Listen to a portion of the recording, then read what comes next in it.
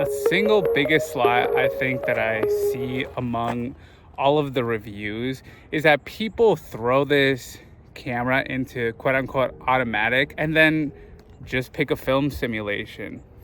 From my experience, I found that to be a very big lie, and I don't know why there's so much commonality among the reviews that say that, because from my personal experience, no, you cannot just throw this camera into automatic if you want like these photos that are heavily promoted. That's just my personal take.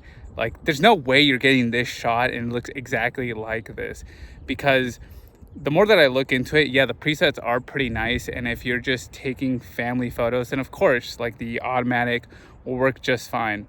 But I think that's absolutely the biggest lie that I can tell you about this camera.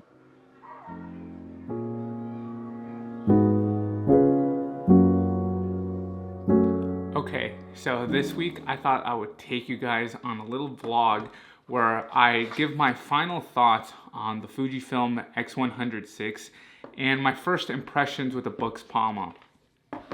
So I think that I want to mainly focus on the Fujifilm with little drips for the Bux Palma.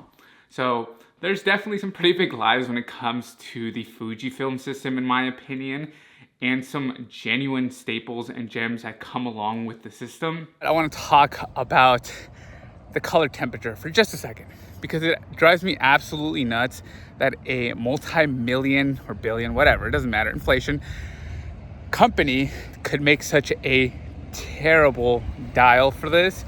I mean, I think that out of all the things and functionalities that this camera has, this is probably one of the worst ones. Something positive about the camera though is the front ring. Now, I personally have never been a fan of these like gimmicky rings that allow you to change their functionality. However, with the Fujifilm X100VI, I'm just gonna call it the Fujifilm going forward because it's a mouthful. They really put together the ring correctly. Like, the functionality that it serves, the placement, and the way that I interact with the camera is actually really well implemented. Let's be honest, no camera company has a good app, and unfortunately Fuji falls right into that camp. This camera has a weird firmware 1.0 bug where unfortunately you have a higher likelihood of being unable to connect to the app. That was a problem for me, and when I did get it to connect, the 1.1 version would not download. It always ran into an error. So I had to do it the old school way and go on to Fuji's website, download the firmware update, and update it via SD card. So I know that sometimes I call the Bay Area a massive dump because everything's overpriced. But I mean, look at this view. This is what Pablo Picasso or Van Gogh would paint. And this also reminds me of a little bit about the camera, which is this camera actually has two other focal lengths. I don't mean the extensions, but in the settings, if you go into it, you can actually choose a 50mm or 70mm crop. And I found it to be really, really useful, especially when I needed that little extra kick. And, you know, you really don't have to worry about it if you're just posting on social. And really quick, I don't know why, but the menu is so unbelievably convoluted, and I just think there's too much on it. I wish they would just remake the user interface, because yeah, it looks old and classic, but I find that it was just too in the way whenever I needed to do anything. We are also, I thought it was kind of appropriate to bring the Fujifilm into Apple Park. So we're gonna go into Apple Park. I need to buy something because my cousin's having a baby, and I thought it would be a really cool present to buy her this like nice little bib thing. You guys will see it. But I wanted to take a few photos in there because I don't think there's any more best lit place ever than an Apple store. Okay, so that was pretty successful. I got what I wanted. I try not to stay in there. You know, I think as someone that really likes Apple, I try not to go to that store even though I live like pretty close to it, because I always almost buy something impulsively. And there was that freaking pen right there. It was really nice. And of course, it's like the perfect Apple pen with the perfect weight distribution. But you know, the Lord tempted me and I denied it because it was $35. 35. I don't know of a single person that pays that much for a pen, but it must be the greatest pen. Like, it better make me sandwiches. And now I'm gonna go to San Francisco because there's a few errands that I need to run. Okay, so I had to stop by for a drink really quick. Not that kind of drink, just like tea. But an absolutely small detail that I actually like about the camera is the fact that I can charge it via USB-C. It's so minute, but that might be just like a big reason. I don't remember if the Fujifilm 5 had it, the predecessor to this one, but such small detail so I can charge it here in the car.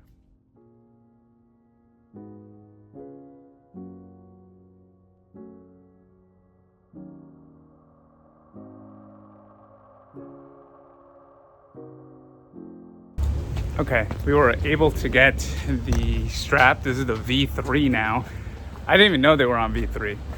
But the reason that I got it was because sometimes having two just like straps on there wasn't very helpful. And I just try to keep my hands mostly on the big camera, the R5. And they were really helpful. Like, Peak Design always has the best customer service. And yeah, they were super nice. And just want to say thanks to Sean and Ivy, who were immensely helpful, very patient, you know. See, that's the thing you don't get with online shopping, is that interaction. And personally, just like, I think that goes across the board. So it's super important to have, personally, I think, stores like that.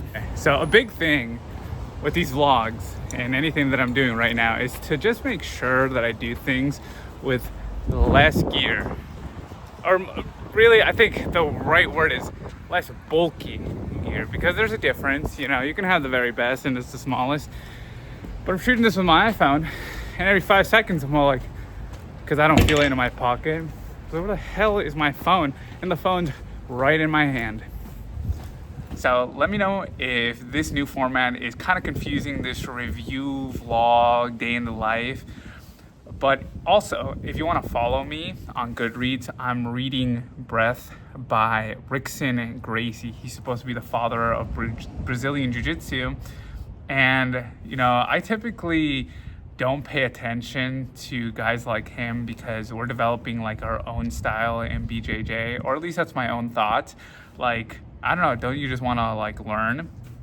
But after hearing him on Joe Rogan, the guy is a little bit more than that, in my opinion. He doesn't really embody the, you know, like, let's just tough it out sort of situation. I find a lot of spiritual value from this man, and that's why I decided to pick up his biography. So if you want to follow, all the Goodreads and Kindles will be down below. The next big lie is the aesthetic of this camera.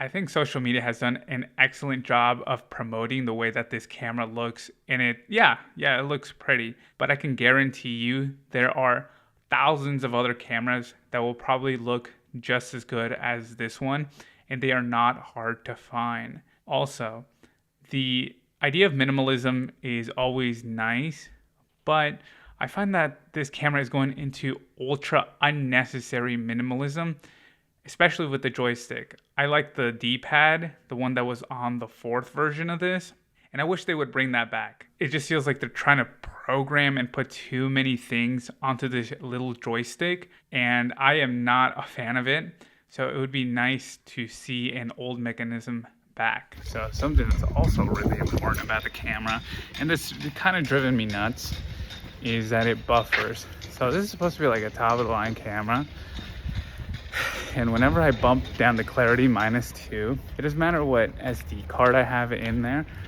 It's like the fastest SD cards that I could get. It still gives me like this buffering. I would not expect that from this camera, but there doesn't seem to be a fix. But if I am getting it wrong, and the only way I've managed to get it off is to lower down the clarity.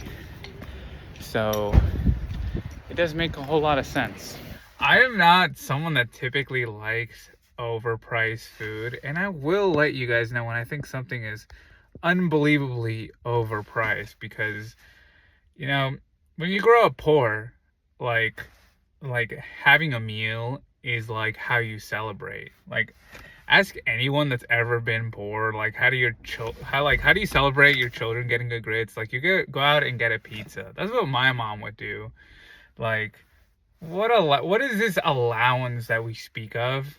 If you're poor, like, I allow you to stay in my house. That's the allowance, right? That's a George Lopez joke. I did not come up with that one myself.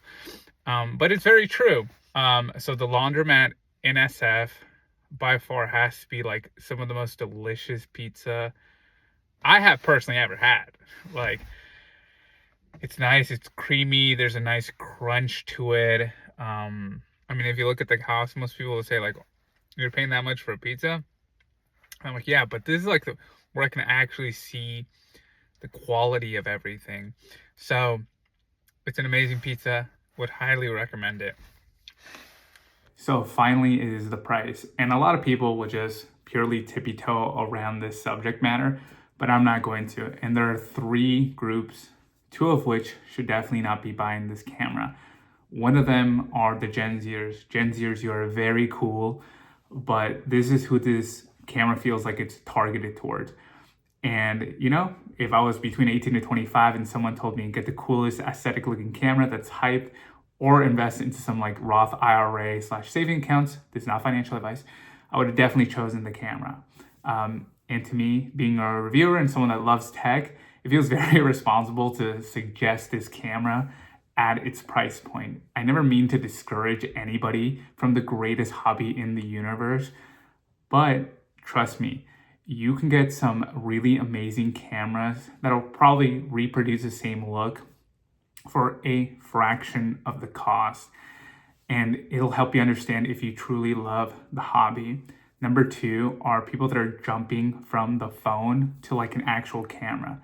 The Fujifilm is not video centric at all, but there are thousands of cameras that are both video and photo balanced. I mean, there's the M50, Fujifilm makes them as well, and they all come with the simulations. There's also some Sony ones, and I'll link them down below. But trust me, you can get that vibe, that look, even with presets. The group that I definitely think this is for, and I'm gonna sound like a boomer, are like veteran photographers. For me, like a veteran photographer is someone that has been in the game for more than 7 years. But this is like a class ring, you know, like it's an amazing camera. The 4-stop ND filter, the built-in rangefinder that's into this little compact size for a fraction of what Leica would charge. And all the customization really is amazing. And to go back to my ring point, like you don't get the ring freshman year, sophomore or junior year. You get at the end because it's a nice like cherry on the top. And that's what this camera is. I'm not saying that I'm right or wrong, but this is my opinion. And to recommend this to like some beginner photographer just because of the hype feels like not cool. So those are just my thoughts and what I think about this camera, because I get asked about it quite often because I'm the photo guy. But again, thousands of cameras, fraction of the price. Maybe go look at those. And then once you've worked your way up, you've done the freshman Fridays, the sophomore 20s, the junior 50s, and like you made it to senior year, then I can guarantee you that this camera will just be way more fun because you know what you're doing. This is just my opinion. Let me know yours down below.